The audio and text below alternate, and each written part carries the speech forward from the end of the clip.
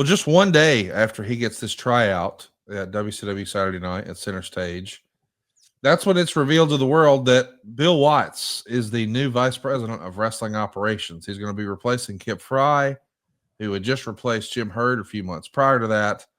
We all know that the Cowboy had his style and his preferences, so it doesn't wind up happening for Sean Waltman in WCW. But you are going to see him do some really spectacular moves on the independents and certainly for global. But when he gets to his first WWF run, well, that's when it all changes. And I think some of this actually happened before you were a part of the program. He gets his third television match where he upsets Razor Ramon. He was positioned almost as an enhancement talent prior to that, but to beat Razor Ramon, that's you made a guy in a single night, and this might be one of the better examples of that all time, don't you think? Oh yeah, he got everybody's attention with his results in the ring, and let's not forget the element that Razor brought to the table. Razor was an established main event guy, big size advantage as most people had over Sean, and he delivered. It was his time to shine, and Sean Waltman shined very vividly, very brightly in that environment. To be clear, Sean Waltman is not a small man. Right. He's 6 foot tall, maybe 6'1". So he's not a small guy, but he is, well, I guess we'll say skinnier. He's thinner than some of the other talents that are signed, but Under 200 pounds, which was challenging. there you go. Clearly, Vince had a type. He had a taste. There was an expectation, but man, his talent shines through. And what a hell of a story they're able to tell with Razor Ramon. And he gets a renewed push in late 1993. He forms a tag team with Marty Jannetty. They even win the tag straps from the Quebecers on the first anniversary episode of Monday Night Raw in January of 94. They dropped the belts a little bit after that, but when you think about Sean Waltman, I usually think of him as a single, but he did have success as a tag team as well. We saw him later team with a lot of guys, including, most interestingly, maybe Kane. I'm just saying, if you can have a successful tag team from everyone from Marty Jannetty to Kane, it really does speak to the ability of Sean Waltman and Right. his ability to be almost a utility player. He can do everything. He was a survivor, Connie. That's what he was. He was a survivor. He worked his ass off. He worked a style that he was really good at. He took a lot of bumps. His matches are exciting and a lot of movement.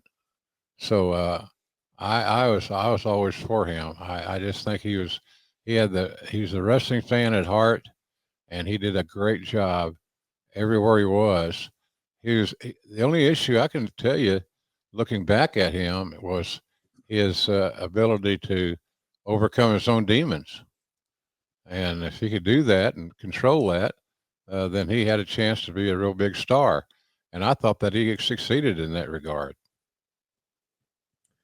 We know that Sean Waltman is going to be known for having great matches, but even with enhancement talent, he developed a reputation for spending a little more time and showcasing some of those really capable opponents. He was a very giving performer, I guess is the way I would describe it. Like even Pat Tanaka, he was giving Pat Tanaka in a time when, respectfully, a lot of other talent maybe would have just got all of their shit in, or whatever you want to say. He gave Tanaka some stuff that looked cool because he knew, hey, this is a talented guy. I think Sean might be the very definition of, by the boys for the boys. Like, I love that to hear these stories where he was giving guys offense that might not have normally had an opportunity to show what he could do. And we do know that, he certainly had a heart for the boys and always had. And even in JJ Dillon's book, JJ mentioned in his book that one of the biggest regrets he had was not granting Sean Waltman's request for a few days off to go visit Larry Simon, the famous Boris Malenko. And he reassured him that he had heard that Larry's condition was improving. I just, man, your heart goes out to a guy like JJ when that's still on his mind all those years later. Yeah. What was the process or the procedure or the best practice for WWE? If you had a talent who came to you and said, "Hey, I'd like to go visit another ailing talent who might not be doing so well." I know the schedule was grueling, but how do you make a call on that, Jim? Well, you let them go. You let them go do their thing, and you let them. You let them go visit. Larry Simon was influential as hell with the development of Sean Waltman, and Waltman was only trying to do the right thing, and I admired JJ's thinking about it. But in hindsight, you would have let the guy go visit his mentor, his coach, and have no reservations and no issues with that. Because JJ's a very sensitive guy. He's very much aware of things. And I think that what he was trying to do for Sean was well intended and a good thing. So, and I know it affected Sean in a positive way. He was just he gave a shit. And I think that's important to note. He cared.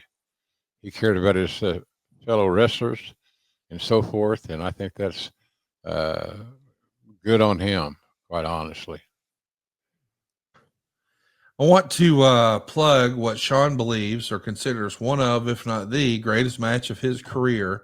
We all know the famous Razor Ramon story that really put Sean Waltman and the 1-2-3 Kid on the map in the WWF. But if you go take a look at episode 70 of Monday Night Raw, it went down in Bushkill, Pennsylvania.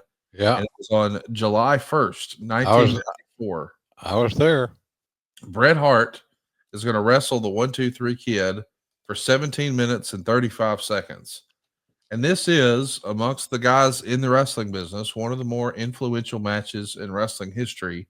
It's not only a fantastic performance by Sean Waltman, but Bret Hart as well, to the point that CM Punk pretty much lifted the entire opening sequence for his match for his AEW debut against Darby Allin. I mean, this is a forgotten great match. I want to recommend everybody go check out. So if you haven't seen it or you've never seen it in a while, July 1st, 1994, Monday Night Raw from Bushkill, Pennsylvania. As soon as I mentioned that, Jim, you said, "Hey, I was there." Yep. Do you remember this match and standing? Oh, yeah. Yeah, absolutely. It was a great performance by both guys. It also showed you how open and giving Bret Hart was in helping develop Sean Waltman. I think that it was just a great service to the wrestling business because Bret helped put Sean on the map, and he gave him a chance to shine, and Sean did shine. So it was good. It was really good. There was some of those matches, Bret, Razor, they helped ignite Sean. They helped underscore his talent.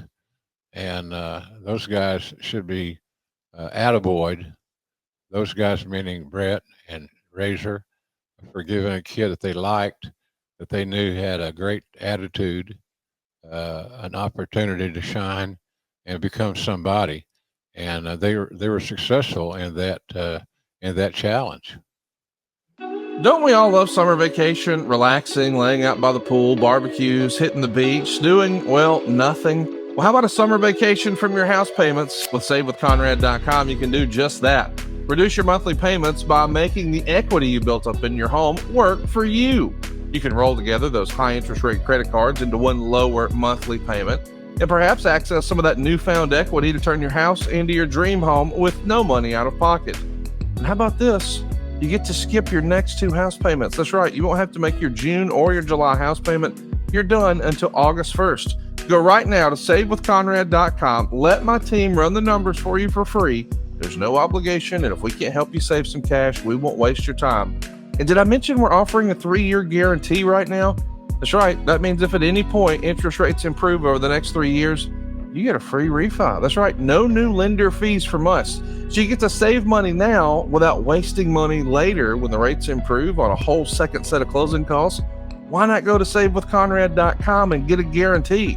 Save money now and save money later with your friend in the mortgage business. That's me, Conrad Thompson at SaveWithConrad.com. Shoot me an email at Conrad@SaveWithConrad.com.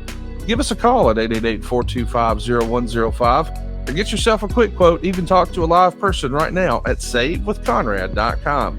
NMLS number 2129, equal housing lender. Let's take a summer vacation from house payments at savewithconrad.com.